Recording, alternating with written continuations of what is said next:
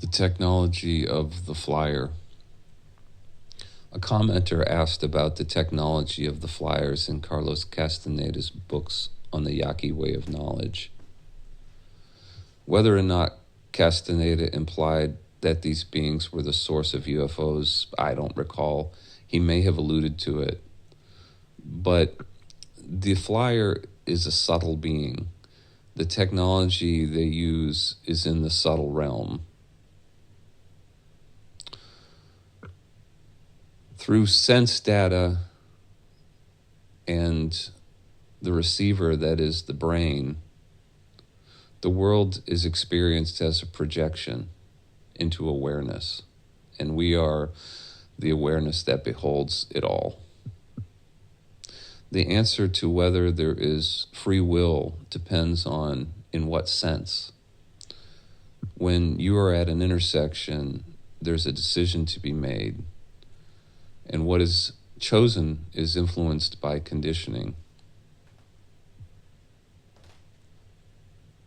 The circumstance and all the variables that went into it were a product of the causal chain.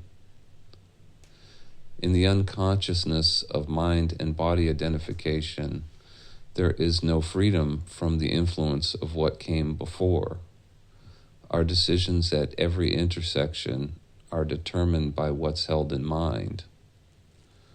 The influence on decision-making of the construct built from experience and the transmission of information between beings means that in one sense there is no free will so long as the output is dependent upon inputs that are themselves dependent on what came before.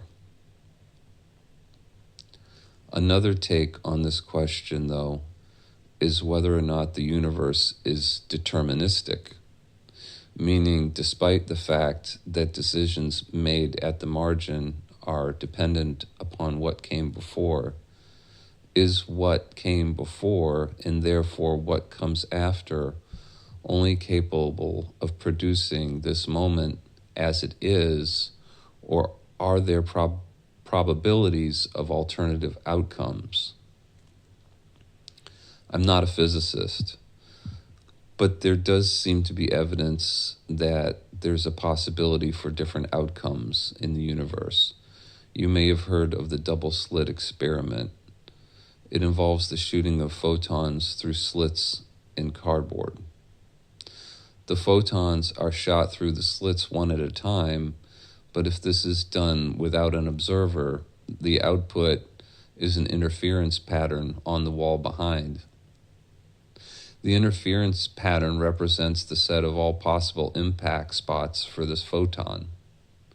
So in the absence of observer, there remains the potential for all outcomes. However, when this shooting of the photons is observed, the pattern on the paper behind collapses down to impacts that correspond with the two slits through which the photons are observed to pass. The results of the double slit experiment suggest that the universe is not deterministic at the quantum level, but the influence at the margin of dependently originated circumstance and conditioning rendered dubious the claim of free will. Decisions are made freely, given all the conditions that exist in the mind and circumstance. These latter inputs have the effect of collapsing down the probabilities to what's possible, given the limiting factors imposed by mind and belief. The predator cultivates our conditioning and thus influences us at these intersections. This is the product of the subtle technology that they possess. Their objective is to get more energy from us, and so our decisions are guided by the conditioning that they implant. The key technology they have for this implantation of conditioning is similar to that of the technology of gain of function in virology. I've given this example before, but information that does not relate to you personally does not hit the same way as that which does. The example I typically give is the fate of an object that you own versus the fate of one that is in no way associated with you. The fate of the latter object has no impact on your emotions versus one that you own. So if your car gets smashed, you get a feeling from that versus seeing it happen to a random one on TV. The difference in the power of the influence is in the connection of the object to the thought I. So without this organizing principle of I to facilitate subject-object relationship, there's no personal meaning to be taken from what's observed. To have no I is to see the world as would an alien who has no relationship to anything in it. It is utter dispassion. So the predator uses this technology of I as a way to gain purchase over the energetic resources of the human being in which it arises in the heart of the child before words. The I is the fury and cleavage site that attaches to the energy body and builds a whole ego from that can tap into it and transmute it based on circumstance. Castaneda talked about how the energy body is intact around the child before the invasion of the predator. But once this gain of function that occurs with the acquisition of an identification with the I thought, everything becomes important enough to influence the vibration and deployment of the energy body. The I thought is essential for the child's survival in the built environment created by a world of people who serve the I thought and predator to which it's attached.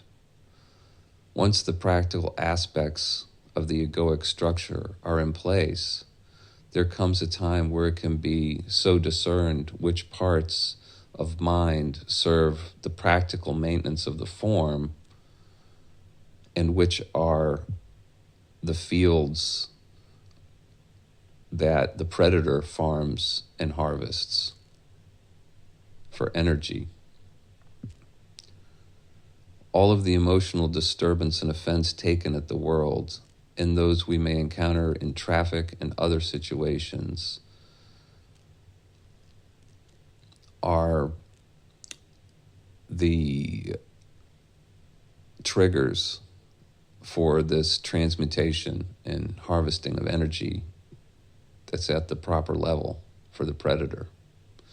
Struggles we have with coworkers and family members and friends, they're all predicated on the belief that one is the I, and everything connected to it, be it subtle or gross, is a protectorate of that complex that deserves the energy that follows attention.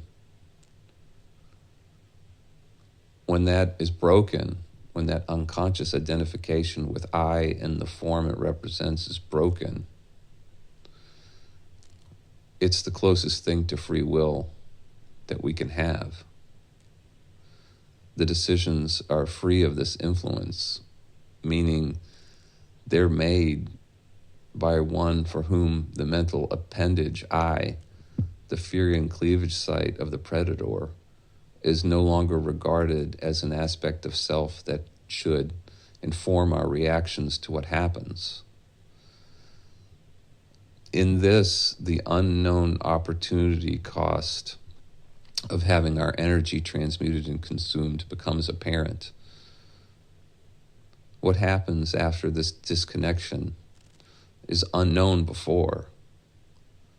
It's a kind of death that is feared, per the instruction of the predator, but it should not be, as it brings about